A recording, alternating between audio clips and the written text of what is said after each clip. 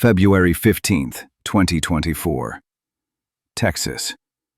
An ordinary school morning turns into every parent's worst nightmare. 11-year-old Audrii Cunningham left home, wearing her purple backpack. She never made it to school.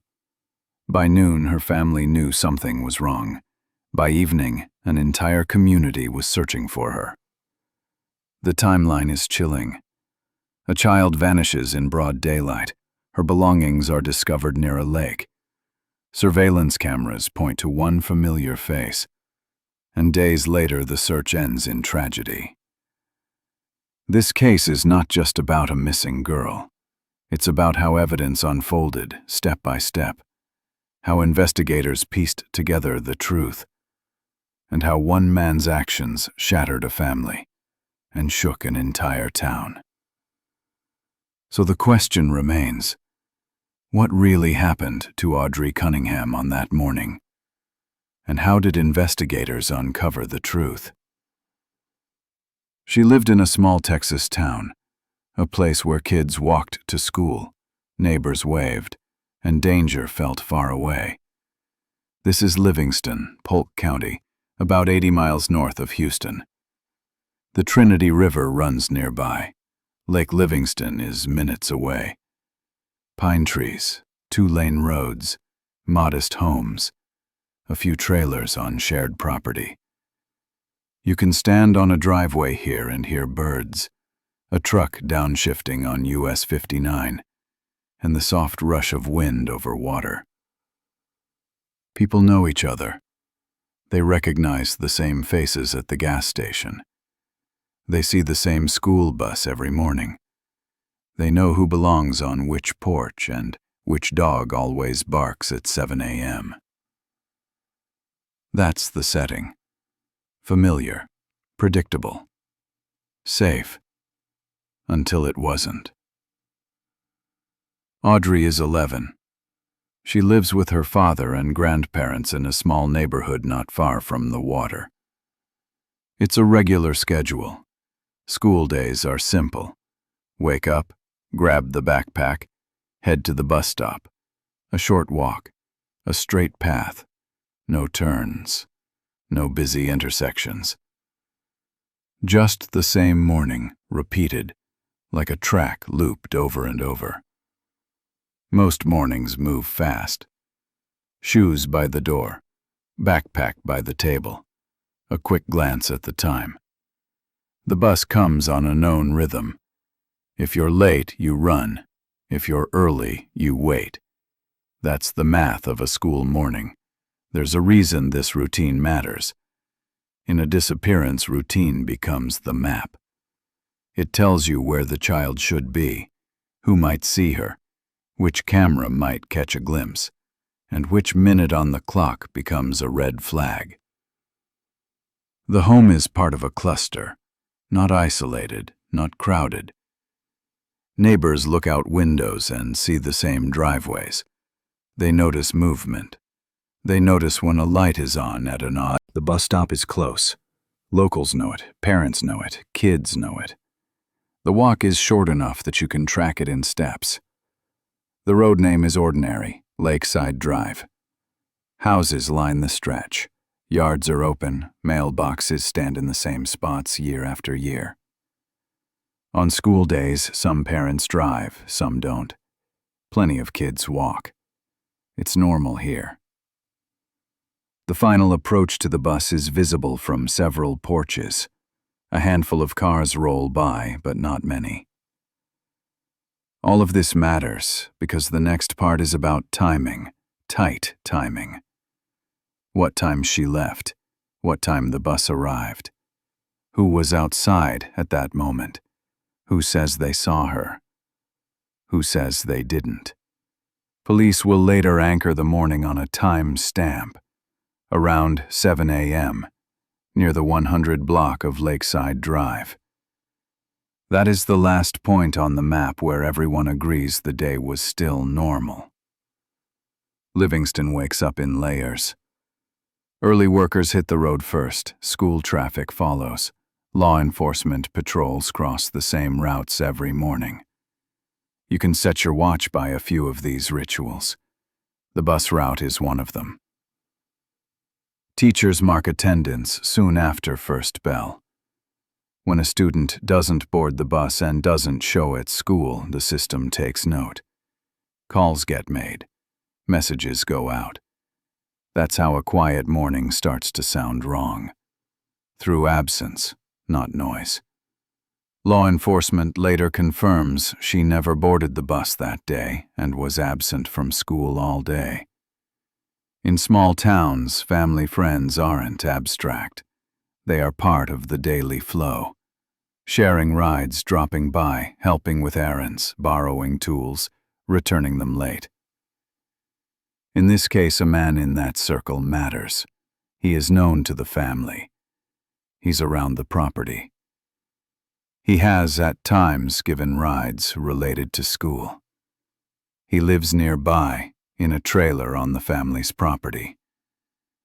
That proximity will later drive questions, then interviews, then warrants. For now, for this section, it is geography. It is context. It is who's close enough to see a morning and say something about it. Remember these locations, you'll hear them again. The home and driveway where the morning begins. Lakeside Drive, where she's last reliably placed around 7 a.m. The bus stop she should have reached but didn't. The wide stretch of Trinity River and the infrastructure around it. The Lake Livingston Dam area and access points near the water. Later, a child's backpack will be recovered in that zone, drawing manpower and attention, and shifting the search from streets to shoreline. If you're looking at a map, draw a tight triangle. The home, the bus stop. Neighbors in towns like this tend to remember what they saw because they don't see 1,000 things. They see a few. A white truck, a blue SUV, a kid with a purple backpack, a man walking a dog at the same time every day. If that dog isn't out, someone notices. If the purple backpack isn't there, someone notices that too. Witness statements in early investigations often sound simple.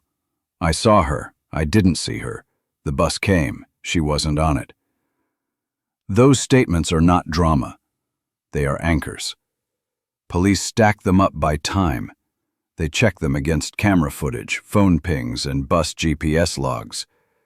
They look for gaps, 2, 3, 5 minutes where something could happen without a crowd seeing it. In this case, the absence on the bus and the absence at school are not rumors. They are documented facts. The morning routine breaks there. That is where the straight line goes crooked. People who don't live near water sometimes ask why searches move to rivers and dams so fast. It's because water changes everything: visibility, scent paths, how long evidence survives, how far it can drift in a short time. The Trinity River and the Lake Livingston system are large, with multiple access points, bridges, and places where someone can stop a vehicle briefly without drawing attention. When a child's backpack is located near the dam area, the center of gravity shifts. Search crews adapt, boats get launched, sonar teams are called, shoreline grids are marked. Media moves closer to the water, residents come out to watch and to help. That single item becomes a pivot in the story, the first physical clue outside the home-to-bus path.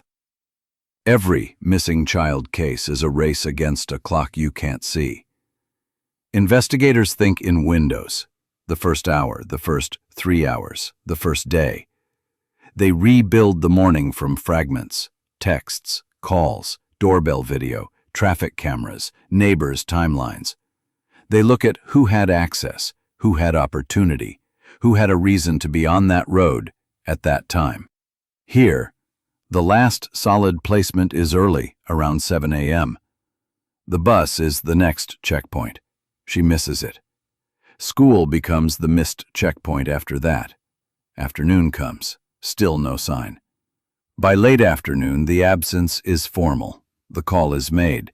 The status shifts from "she's late" to "she's missing." An Amber Alert goes out. The search grows by the hour. When the call scales up, jurisdictions overlap.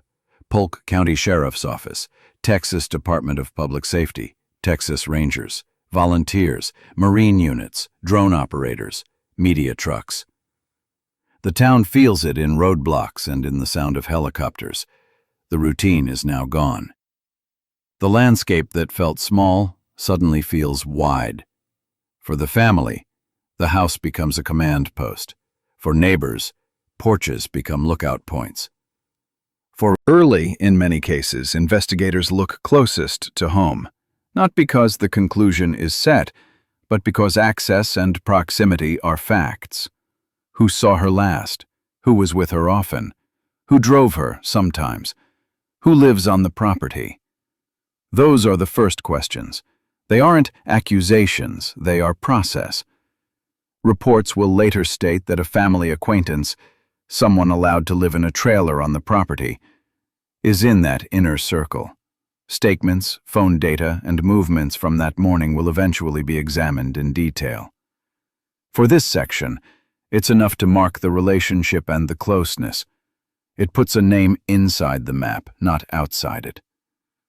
Think about classrooms on a Thursday. Roll call, reading time, lunch, recess. Backpacks lined against a wall. One of those backpacks, the purple one, is not there. The chair stays empty. Attendance systems mark it. Calls go out. By the end of the school day, the absence is official. The home expects a return that never comes. That gap between the bus stop and the classroom will later be filled with evidence. But in real time, on that day, it is just a blank that becomes the most important space in the case. Background is not filler, it's the control sample. Without it, you can't spot what's wrong. The town's rhythm shows where the noise is. The family routine shows where it breaks. The geography shows where to search first and why. The home defines who had access. Lakeside Drive defines the last legitimate sighting. The bus stop defines the missed checkpoint. The dam area defines the first physical clue outside the routine. The water defines why speed matters. Each of those points will tie to a document, a video frame, a timestamp, or a witness note. Each will return in Part 3 when we walk minute by minute through the disappearance. You don't need theories to feel the tension here. The facts do it alone. A child leaves for the bus at a normal time. She does not get on. She does not arrive at school. The family expects her home. She doesn't come. A backpack is later found near the water. That is enough to turn a quiet town into an active search zone in a matter of hours. People gather fast in small towns. They bring flashlights. They share screenshots. They post timelines on Facebook. They line up on shorelines and parking lots waiting to be assigned a sector. Churches open doors. Store owners drop off water. That's not speculation. That's how these searches work. The scene builds itself. Because the routine has been broken and everyone can feel it. Now we narrow. We take the map and press in on the morning of Thursday, February 15th, 2024. We hold to the times we can verify and the places we can place. 7 a.m. Last known presence near the 100 block of Lakeside Drive, close to Lake Livingston. Bus window. She does not board. School day. She does not attend. Late afternoon. She is reported missing. The status escalates. Amber Alert issued. Houston Chronicle. That's the framework. In Part 3, we will move through the morning in minutes, not hours. We will ask who was where and when. We will look at camera angles and the lines of sight from porches. We will listen to what neighbors say they saw and did not see. We will test those accounts against timestamps. When you tell a story like this, you pin every claim to something you can check. Time, place, document, recording. Here, multiple outlets and officials align on core facts. The last seen time and location, the missed bus, the missed school day, the alert issued, the recovery of a backpack near the dam, and the close proximity of a family acquaintance who lived in a trailer on the property. Those points will anchor the next section. Thursday morning came. It looked like every other school day, but by noon, the routine had broken in too many places to ignore. By evening, search teams were on the ground. By night, the town knew this was not a misunderstanding. In a town this small, people notice. A missing child isn't just a family's problem. It shakes everyone. And it all starts here.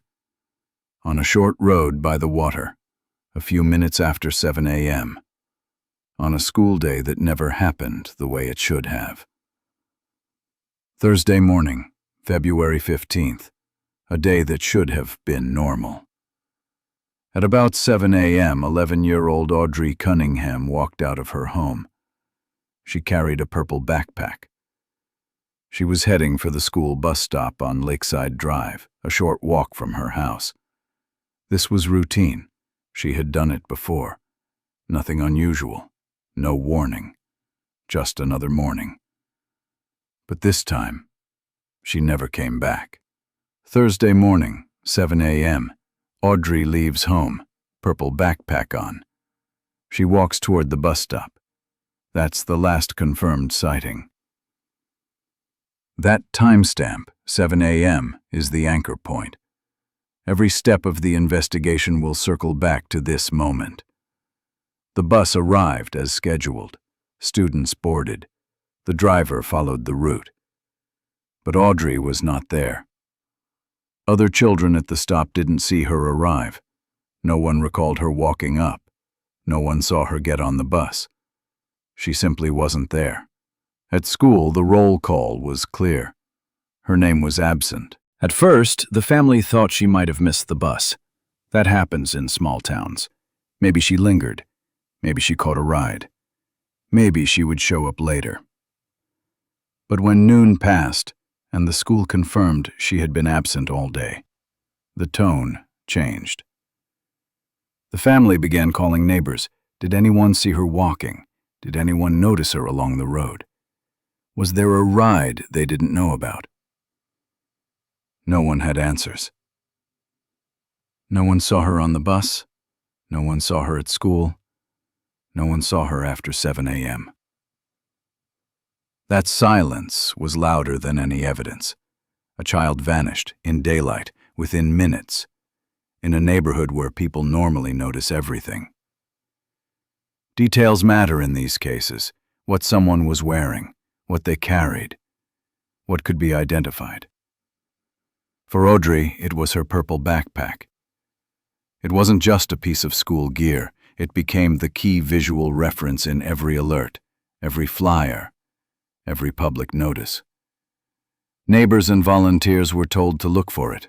Law enforcement repeated it in press briefings. That backpack would later be found near Lake Livingston Dam. At this point in the story, it was still missing, but it was already a defining clue, something unique enough to anchor the search. It meant that if anyone spotted it, they would know instantly who it belonged to. By afternoon, the situation was undeniable. The school day ended. Other children got off the bus. They went home. But Audrey did not. The house waited. Minutes stretched into hours. Still no sign. That was the breaking point. The family called the authorities.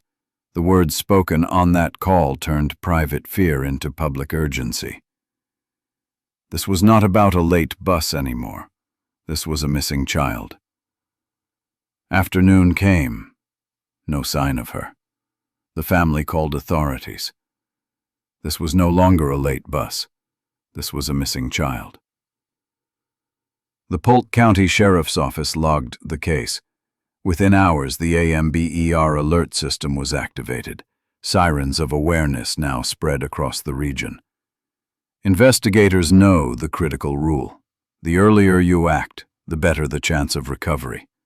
The first 3 hours, the first 6 hours, the first day. Those windows define the odds. Here the timeline was already difficult. The last confirmed sighting was at 7 a.m. By the time the call was made, it was late afternoon. The gap was wide, nearly a full school day. That meant investigators had to work backwards. They needed to lock down every minute. Who saw her leave? Who was on the road at that time? Were there cameras nearby? Which vehicles were moving through the area? Every lead depended on filling that empty space. Think about the distance. From the house to the bus stop was a few hundred yards. A short walk, a matter of minutes. Somewhere in that narrow strip of space and time, something happened. There were no confirmed witnesses to say she made it to the stop. No camera that caught her arrival. Just the last visual, her leaving home. And then nothing. That gap is what investigators call the black hole of the case. Minutes, that's all it took. Minutes between the house and the bus stop. And in that space, Audrey vanished. By evening, the community began to react. Word spread quickly in small towns. Messages flew across social media. Parents called one another. Volunteers prepared flashlights. The sense was immediate. This was not a misunderstanding. This was not a child playing hide and seek. A child was missing, and the time window was already slipping away. Neighbors remembered what they saw or didn't see. Cars that passed, people walking dogs, a familiar face outside, small details that might matter later. The story was no longer just a family problem. It was everyone's problem. Law enforcement moved fast once notified. Deputies canvassed the neighborhood. They knocked on doors. They asked questions. Who was outside at 7 o'clock? Who heard anything unusual? Did any cameras pick up movement? The Amber Alert spread across Texas. The purple backpack was highlighted. The name Audrii Cunningham now echoed across police radios, TV screens, and phone notifications. The transition was complete. A private worry had become a statewide search. By nightfall, the situation was clear. The child was missing. The hours were long. The gap was unexplained. Families in Livingston locked doors. Parents held children tighter. Law enforcement shifted into high gear. The scene had changed from a quiet neighborhood to a search grid.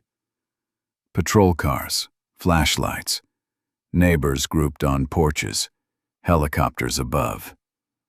The calm of the morning was gone.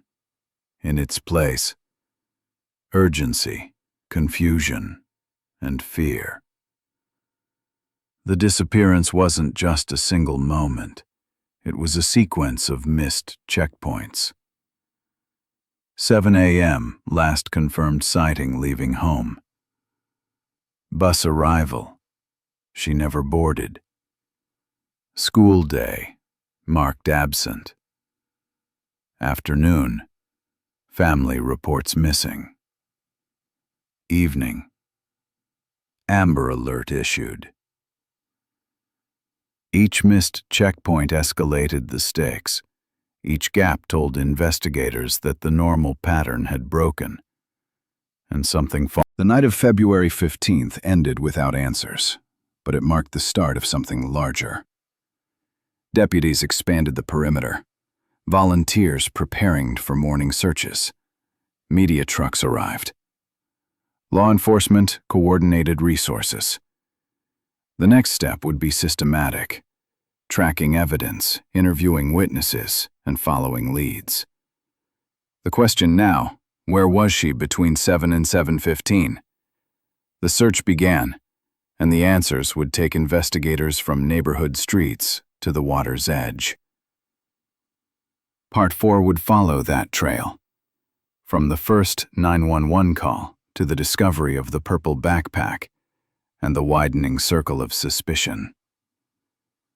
By the afternoon of February 15th, the waiting was over. The family could not explain the silence anymore.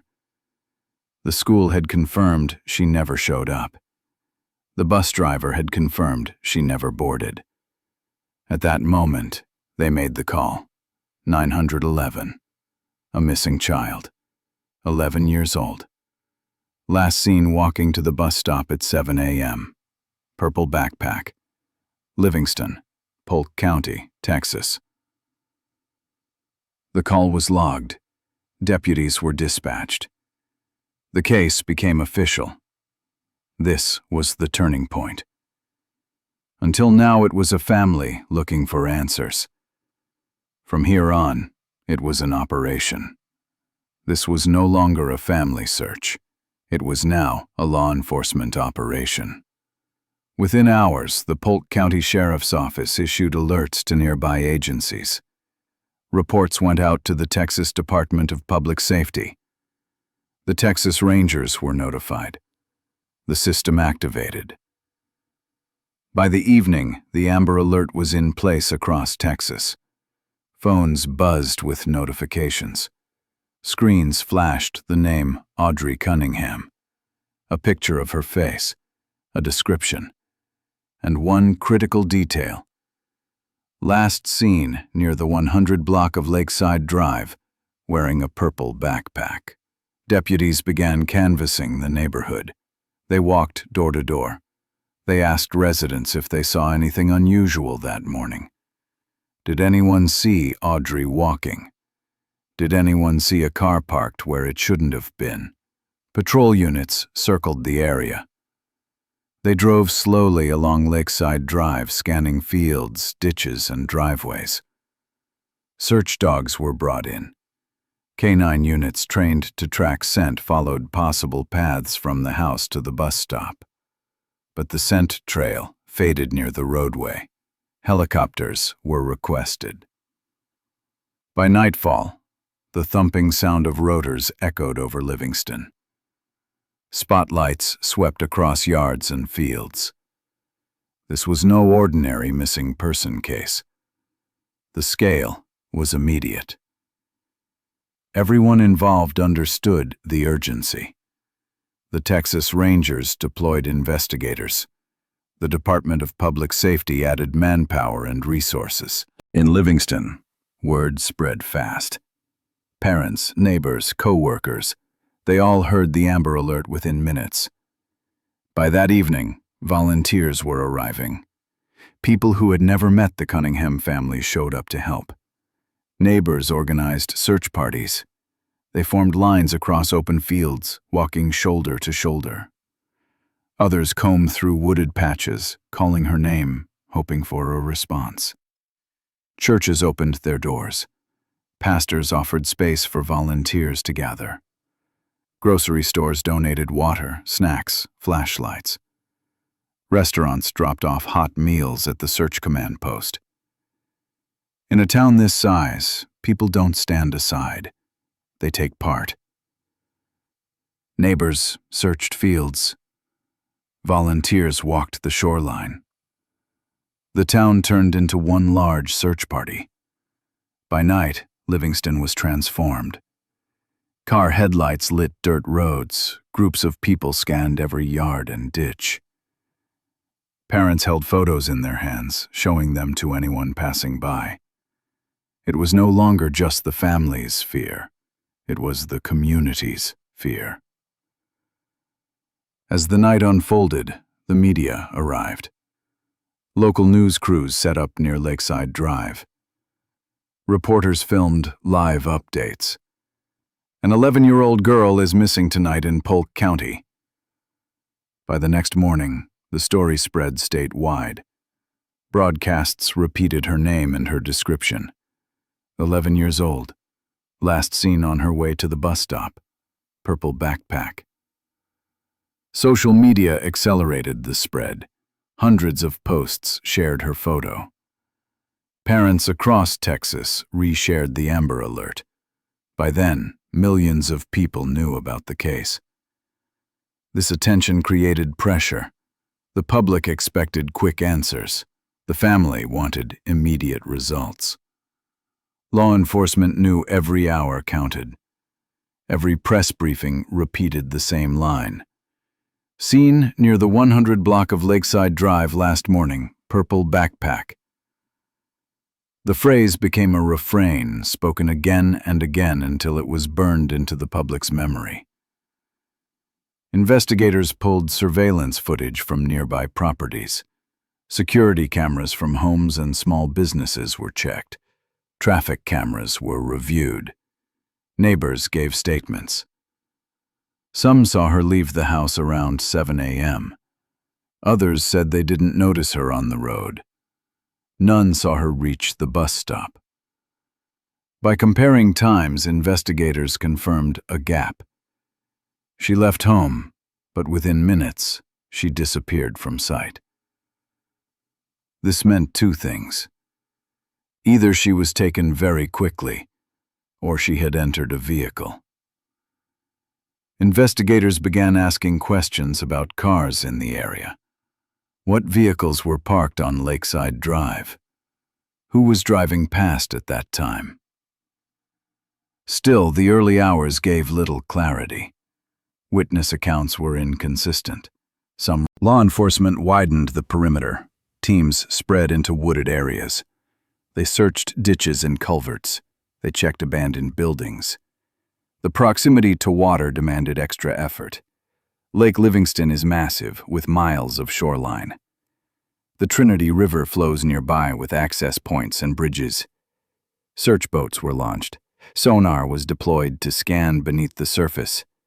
Divers prepared to enter the water if needed. Drones flew overhead, capturing wide views of terrain that searchers on foot might miss. The effort grew by the hour. What began as a family worry had escalated into one of the largest searches Polk County had seen in years. Days into the search, everything changed. A team searching near Lake Livingston Dam made the discovery.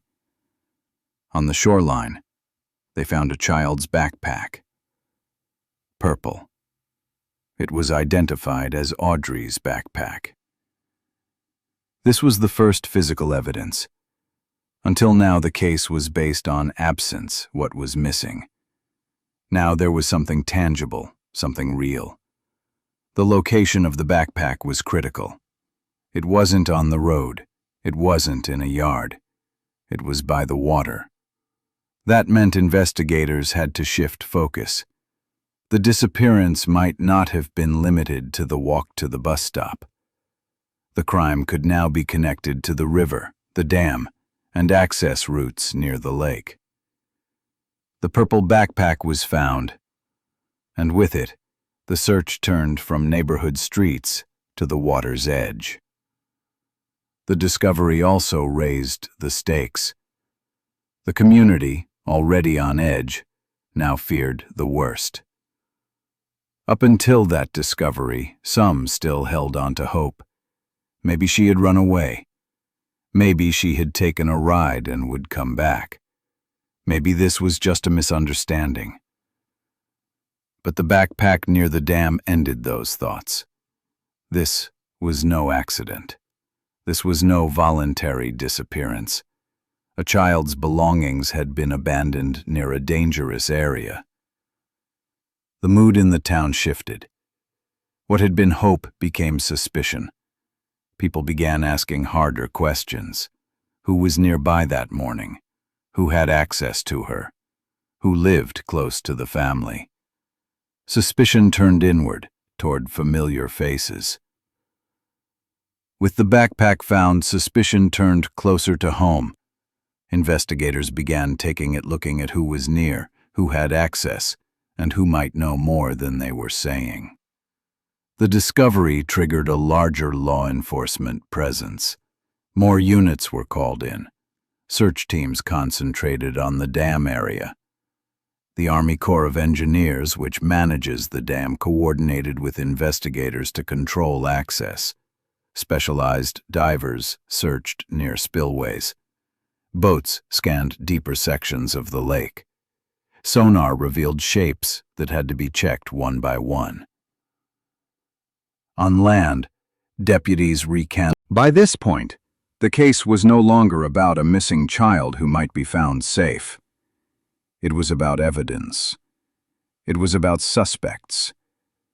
It was about narrowing the circle. The purple backpack became the turning point. It was proof that this was now a criminal investigation. The community, once full of volunteers searching fields, now whispered about neighbors. Who could have done it? Who had the opportunity? Law enforcement knew what the public suspected. If a child vanished in such a short window, it was likely someone close. The search had given them their first piece of evidence. Now they needed to follow it to the truth. The backpack was not the end. It was the beginning of a sharper phase. Investigators now turned their attention to people. Who was there that morning? Who had seen her last? Who lived nearby? Who had access? One name began to surface. A man familiar to the family. A man living close to their property. A man who would soon be at the center of the case. The investigation was no longer about searching fields. It was about examining statements, pulling camera footage, and checking alibis. The case was narrowing, and the suspicion was growing stronger. When the purple backpack was found near the dam, the case shifted. This was no longer just a missing child. It was a criminal investigation. Investigators turned inward, looking at the people closest to Audrey, the ones with access to her routine. Very quickly, one name rose to the surface. Don Stephen McDougal. He wasn't a stranger. He was a man known to the family. He had stayed in a trailer on the property where Audrey lived. He had given her rides to school in the past. He was close enough to be trusted. But McDougal also had a history, a record of arrests, a criminal past that made investigators uneasy. Investigators turned closer to home. One man stood out. Don Stephen McDougal. This was not a random outsider. This was someone inside the circle. And now he was the focus. McDougal was questioned early. At first he presented himself as helpful.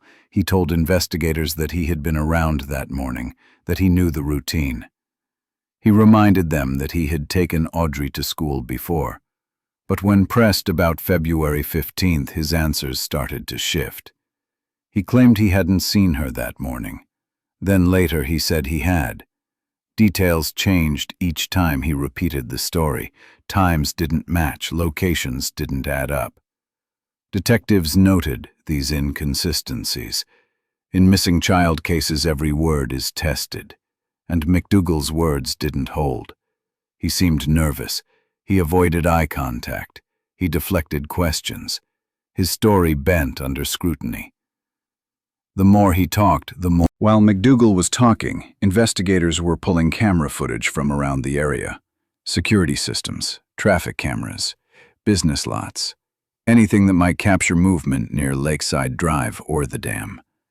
Then came a critical find. On the morning of February 15th, McDougal's vehicle was recorded moving through the area. It was seen near locations tied directly to the disappearance. The timing was damning. His car appeared on camera during the same window when Audrey vanished. Cameras don't lie. McDougal's vehicle appeared near the same area where Audrey was last seen. This was not rumor. This was time-stamped footage. a digital witness. Investigators now had something that directly tied him to the scene. Once McDougal's car became a focal point, police moved to secure it. A search warrant was issued. Forensic teams examined every inch of the vehicle. What they found deepened suspicion. Inside were stains and marks that looked out of place. There were objects that raised questions, items that didn't fit the explanation he gave. Forensic testing began. Samples were taken. Surfaces were swabbed. The car itself became a silent witness. Each trace inside it would be matched against evidence from the scene. This was no longer circumstantial. This was physical. As evidence against McDougal built, neighbors began to add their voices. Several reported seeing him on the morning of February 15th. Their accounts lined up with the timeline investigators were building. One neighbor remembered his vehicle parked at an odd angle not far from the water. Another recalled seeing him drive faster than usual, looking tense. The pattern was forming. Each witness added another layer to the picture, and in that picture, McDougal was always present. Beyond the morning of the disappearance, investigators looked at his recent actions. They examined where he had been in the days leading up to February 15th. They noted inconsistencies. He had unexplained trips. His explanations shifted depending on who asked. He tried to minimize his connection to the area near the dam. But the evidence was stacking up. Cameras, vehicle searches, witnesses. All paths were circling back to him. The more the public learned about McDougal, the angrier they became. He wasn't just a man with a minor record. His past included serious offenses, acts of violence, prior arrests that showed a clear pattern. This wasn't his first encounter with law enforcement. He was not an unknown figure.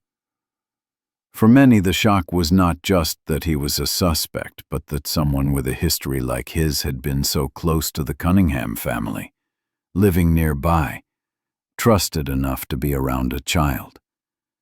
Police confirmed his record publicly. The revelation made headlines. Commentators and investigators worked step by step. Timeline. They mapped McDougal's movements on February 15th, from early morning until night. Cameras.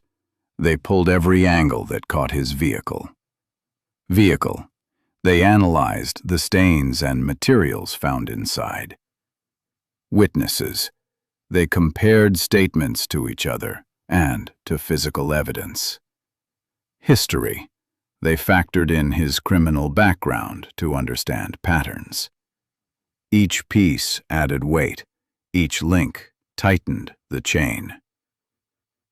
McDougal's presence near the bus stop, his vehicle by the dam. The contradictions in his story, the witnesses who saw him, the car that held its own clues. By the end of the week, investigators had built a case strong enough to move from suspicion to certainty. This was no longer speculation. It was no longer just talk of suspicion. The evidence converged. The backpack near the dam, the vehicle on camera, the search inside the car, the witnesses, the criminal record. All of it pointed to one man. The circle was closing. Every lead pointed back to McDougal. The community, once hopeful, now saw the reality. Parents were horrified. Neighbors were enraged. Law enforcement pressed forward. McDougal was no longer just part of the story. He was at the center.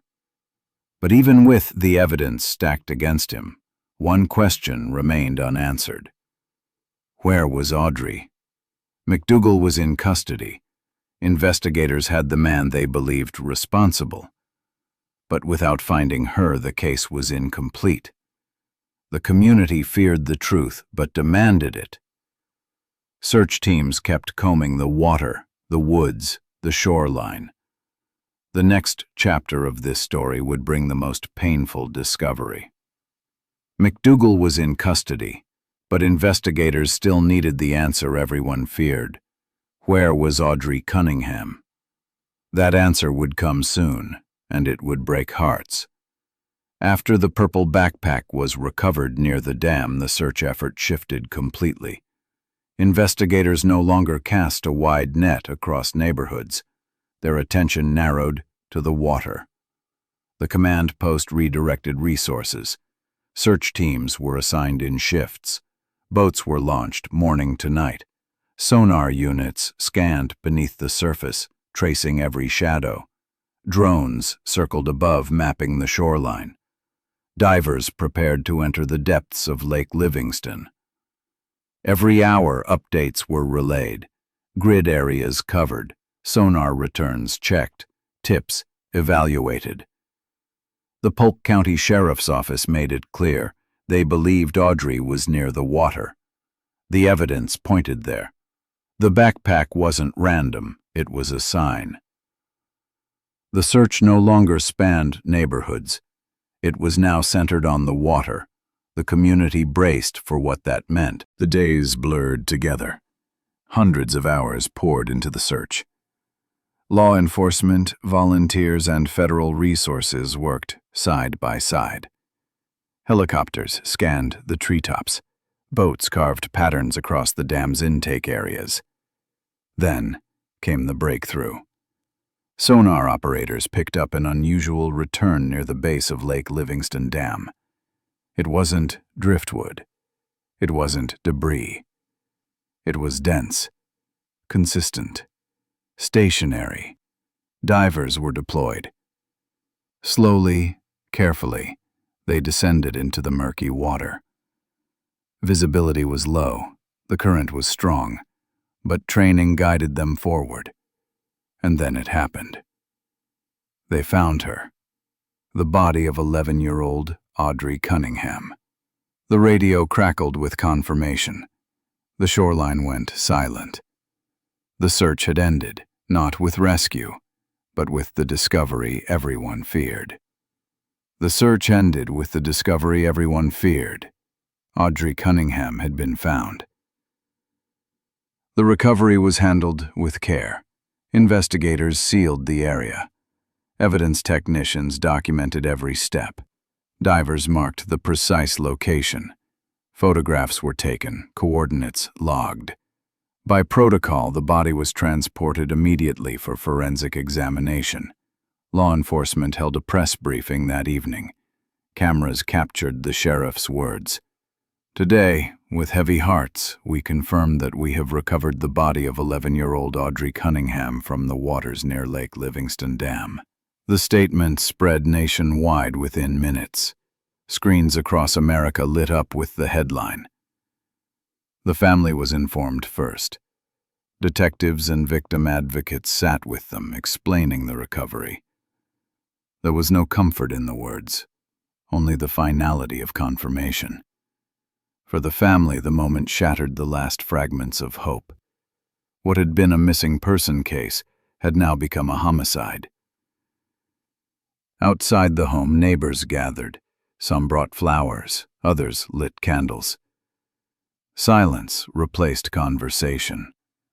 The weight of the news reached every household in Livingston. The town that had searched with hope now mourned with anger. For days, hundreds had combed the woods, scanned the shoreline, distributed flyers. Many believed they might still find Audrey alive. That belief ended at the dam. People gathered in public spaces, churches, schools, community centers. Vigils were held, posters turned into memorials. Purple ribbons, once symbols of hope, became symbols of grief. On social media, thousands of posts poured in. Messages of sorrow, condolences, and fury. The case was no longer just a local tragedy. It had become a national story. The town that once searched with hope now mourned with anger. National news outlets picked up the story. Primetime broadcasts led with the headline, Missing Texas girl found dead. Reporters described the search, the discovery, and the suspect already in custody. Commentators called it preventable. Headlines emphasized betrayal. A child taken not by a stranger, but by someone she knew. The outrage was not limited to Livingston. Across the country, viewers expressed disbelief and fury. This wasn't just a Texas case anymore. It was a story of a nation grappling with another child lost. The body was transported to the medical examiner's office. A full autopsy was ordered. Forensic pathologists examined the remains for signs of trauma. They collected tissue and fluid samples. They noted marks consistent with foul play. Every detail mattered, not just for closure, but for prosecution. Toxicology tests were requested. Time of death estimates were made. Water analysis was performed to confirm location and condition. Alongside the autopsy, investigators scoured the dam area for supporting evidence. Tire impressions, footprints, and disturbed soil were documented. Each piece was catalogued. The results strengthened the case. The conclusion was clear. This was a homicide. The discovery of the body tied everything together.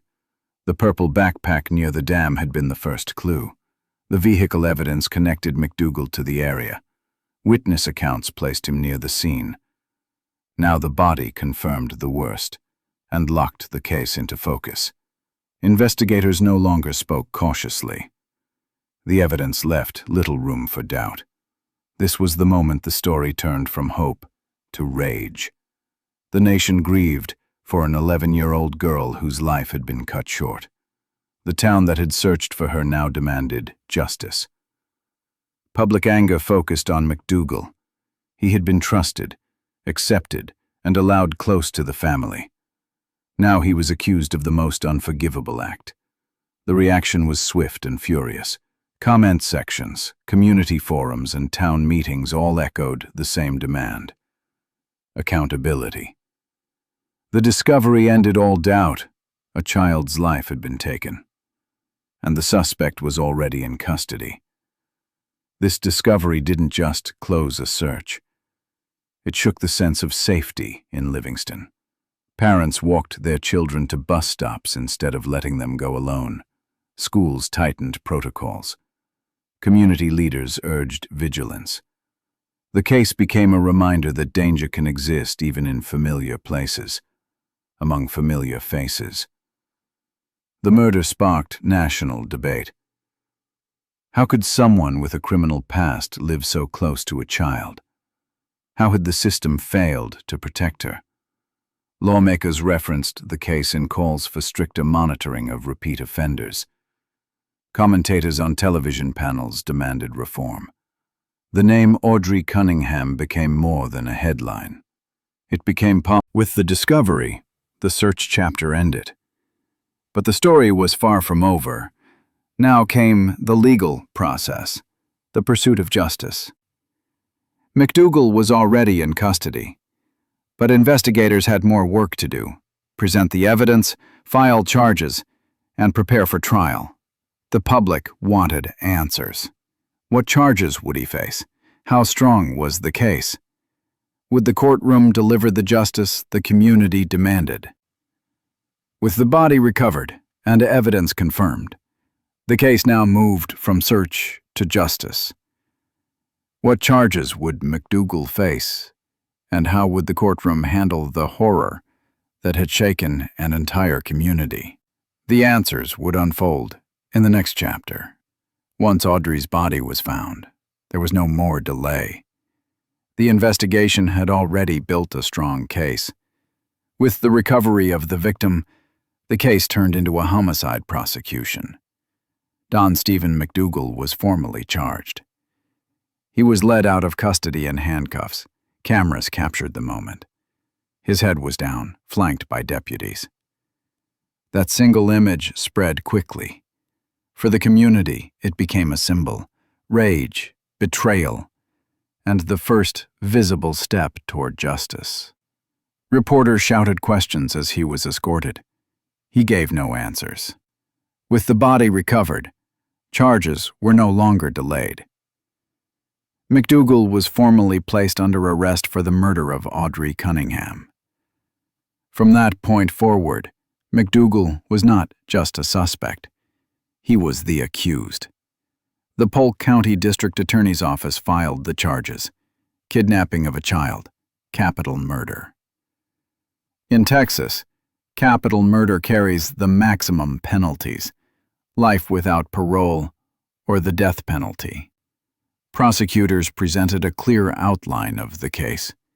They had the purple backpack found near Lake Livingston Dam, surveillance footage showing McDougal's vehicle near the area, witness statements placing him at the scene, forensic findings from his car, inconsistent statements from McDougal himself.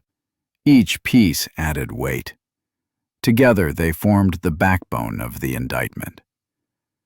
The media analyzed the charges in detail. Commentators explained that this was not simply a murder case. It was aggravated by the victim's age, by the abduction, and by McDougal's criminal history. Every headline carried the same conclusion. Prosecutors were prepared to pursue the harshest punishment available. McDougal's first court appearance drew heavy attention. He walked into the courtroom in shackles, escorted by deputies. His expression was blank, cold, detached. He showed no visible reaction when the charges were read aloud. He entered a plea of not guilty. His defense attorney requested additional time to review evidence, signaling that the case would be contested. But in the eyes of the public, McDougal's demeanor sealed his image. The community already believed he was guilty. His lack of visible remorse only deepened their anger. Inside the courtroom, family members of the victim sat quietly. They watched every move, every word. The silence in that room was heavier than the statements being made. At the preliminary hearing, prosecutors outlined their case. One prosecutor addressed the court directly. This is not just a murder. This is the calculated killing of a defenseless child, committed by someone who was trusted by her family. The state will pursue justice with every resource available. The courtroom was tense. Every sentence landed with weight. Prosecutors highlighted the critical evidence: McDougal's car caught on surveillance near the dam, the discovery of the backpack, forensic results linking him to the crime, contradictions in his statements. The argument was straightforward. McDougal had opportunity, access, and motive. He placed himself near the scene, and the evidence placed him with the victim. The state announced it would consider seeking the death penalty. McDougal's attorney spoke briefly. He argued that the state was moving too quickly, that more time was needed to review forensic results, and that the defendant was entitled to the presumption of innocence. But the defense's words did little to change the atmosphere. To the community, the evidence felt overwhelming. To the family, the defense sounded like hollow legal formality. The presumption of innocence was a legal principle, but outside the courtroom, the presumption of guilt had already set in. The courtroom was full. Journalists filled rows with notepads and cameras. Members of the public lined the benches. Many wore shirts or ribbons that read, "Justice for Audrey." The presence of community members was steady. They wanted to be there. They wanted to see justice in motion. Some carried signs outside the courthouse: "Protect our children. Justice for Audrey." Every time McDougal entered or left the courthouse, shouts erupted. Deputies tightened security to prevent any incident. For the town of Livingston, the courtroom had become the center of gravity. National outlets broadcast the hearing highlights. Major newspapers published front-page stories. Television anchors recounted the timeline: the disappearance, the backpack, the body. the arrest. Commentators spoke about systemic failure, how someone with a criminal past had access to a child. They debated punishment. They asked whether the death penalty should be pursued. The case became a reference point for child safety and criminal justice. Every update was followed closely. Every new detail spread instantly online. Dozens of residents attended hearings, even when they lasted only minutes. They wanted their presence felt. Some spoke to reporters outside. One resident said, "We all searched for her. We prayed for her. Now we want the law to do its job. No excuses, no mercy." Another added, "This isn't just about Audrey. This is about every child in this community. We need to know they're safe." The community's message was consistent. They wanted the harshest penalty possible. As the hearings continued, the state prepared for trial. Forensic labs expedited testing. DNA samples were processed. Digital evidence was analyzed. The timeline of February 15th was reconstructed minute by minute. Prosecutors mapped out the sequence of events they intended to present. The victim leaving home, McDougal's vehicle on camera, the backpack near the dam, the discovery of the body. Forensic matches tying everything together. It was a case built on multiple pillars: physical evidence, digital evidence, and witness accounts. By the time McDougal was indicted, the anger in the community had reached its peak. Parents who had joined the search now demanded the harshest sentence. Volunteers who had combed the shoreline wanted closure. The family wanted accountability.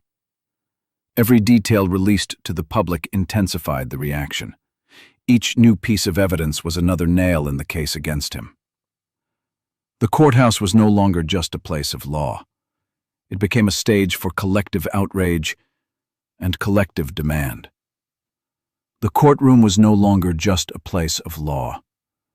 It became the stage where a community demanded justice. This was the climax of the legal phase. The people had seen the evidence, they had heard the charges, and they believed the outcome was inevitable. But even as the trial loomed, one reality remained unchanged. Audrey was gone. No sentence, no verdict, no punishment could reverse that. The law would move forward, the jury would decide, the judge would rule. But beyond the legal process, the family and the community had to live with the loss. That truth set the stage for the final chapter. McDougal would face trial and the full weight of the law. But beyond the courtroom, the question remained: how would the family and community live with the light? When the courtroom lights dimmed and the reporters left, what remained was silence. The legal process had delivered its charges. Don Stephen McDougal was behind bars, facing the full weight of the law. But for the Cunningham family, justice did not erase the loss. Audrey was gone. No verdict could bring her back. The case had ended in the courtroom, but outside, life had to continue, changed, scarred, and reshaped by tragedy. The Cunningham family faced the hardest reality. Every morning reminded them of absence. The walk to school that once defined routine now stood as a reminder of what was lost. They withdrew from public view at first. Investigators, lawyers, and journalists had surrounded them for weeks. When the cameras left, grief stayed. Neighbors described the house as quiet. Family members attended vigils but spoke little. Their presence alone was enough to show the weight they carried. They leaned on each other, on friends, on faith. But nothing could fill the space Audrey once held. The family also became reluctant advocates. They supported awareness campaigns for child safety. They worked with schools and community groups. Their message was simple: no parent should endure what they endured. This shift was not a choice, it was the only way forward. For McDougal, the path was very different. Once the trial process ended, he was transferred into long-term custody. His name was etched permanently in court records and headlines. Inside prison, he became another number in the system. Isolated, watched, known. But for the outside world, his name symbolized betrayal. He was not just a criminal. He was a man who destroyed trust, who used familiarity to gain access to a child, and who turned that trust into tragedy. His past crimes were revisited in the press.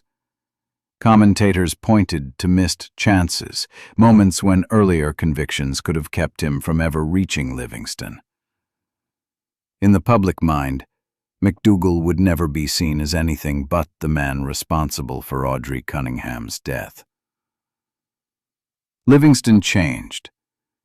Before February 2024, parents trusted the morning routine. Children walked to bus stops. Neighbors greeted one another casually. It felt safe. After the case, safety was questioned. Parents started walking their children to the bus. Some stopped letting them wait at stops alone. Schools enforced stricter attendance alerts. Police patrols increased around school routes. The town, once defined by quiet, was now defined by vigilance. Neighbors also looked inward. Many had once interacted with McDougal. Some had shared casual conversations. Some nationally. The case left a mark. The images of a small-town search, the purple backpack, and the courtroom scenes became part of the country's crime narrative. Commentators on television spoke of systemic gaps, why offenders with violent histories still moved freely in communities. Lawmakers in Texas referenced the case during discussions of child protection laws. Some proposed stronger monitoring of repeat offenders. Others demanded improvements in AMBER alert procedures and faster coordination between agencies. The public response showed that the case was not only about one child, one family, or one town. It was about a broader demand for safety and accountability. Online, Audrey's name continued to circulate long after the trial. Thousands of people who had followed the case left messages on memorial pages. They posted purple ribbons and candles. They shared photos of vigils and community gatherings. For many, following the case online was a way to share grief and to remind others of the importance of protecting children. The digital memorials turned the tragedy into a lasting symbol. The story of Audrii Cunningham did not end with her burial or with McDougal's conviction. It continued in the way people remembered her and the way they demanded change. The emotional arc reached its highest point in the aftermath. A family broken but standing together. A community wounded but more alert. A society angry but searching for solutions. This was not resolution. It was a reminder. Audrii Cunningham was gone, but her story forced everyone to confront the truth. Safety is never guaranteed, and vigilance is never optional. Even as legal appeals and paperwork stretched on, the community focused on living differently. Schools built stronger partnerships with law enforcement. Parents pressed for background checks on anyone who had access to children. Community watch programs grew. For the Cunningham family, the loss remained permanent. For the town, the trust that once defined daily life was changed forever. For the nation, the case became part of the broader record of crimes that reshaped how America talks about child protection. The tragedy of Audrii Cunningham's case was not only in the crime itself, but in the ripple effects it left behind. A family forced to live with loss, a community forced to confront vulnerability, a society reminded of the cost of inattention. In the end, the message was clear. Audrii Cunningham is no longer here, but her story stands as a reminder that we must never look away, never lower our guard, and never stop protecting the children who depend on us. This was the aftermath, pain that lingers, lessons that remain, and a memory that cannot be erased. If this story moved you, please take a moment to support this channel. Subscribe, like, and share so more people can hear these important cases. Every view and every share helps us keep telling these stories, reminding the world why protecting children must always come first. Together, we can make sure Audrii Cunningham and children like her are never forgotten.